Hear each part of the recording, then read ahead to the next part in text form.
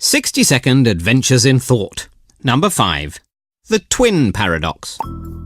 Albert Einstein didn't have a twin brother, but he had some funny ideas of what you could do with one. He imagined two identical twins. Let's call them Al and Bert. Now, Al is a couch potato, but Bert likes to travel. So he hops into a spaceship and zooms off at close to the speed of light. That's when Einstein's special theory of relativity kicks in. It says that the faster you travel through space, the slower you move through time. So from Al's point of view, Bert's time would be moving slower than his own. To put it another way, time might fly when you're having fun, but when clocks fly, they run more slowly in relativity.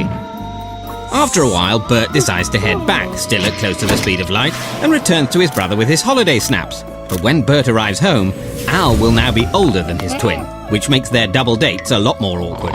Although it seems implausible, Einstein just followed his theory to its logical conclusion, and it turns out he was right. This concept of time dilation provides the basis for our global positioning system, which is how your sat-nav knows you need to turn left in 200 yards.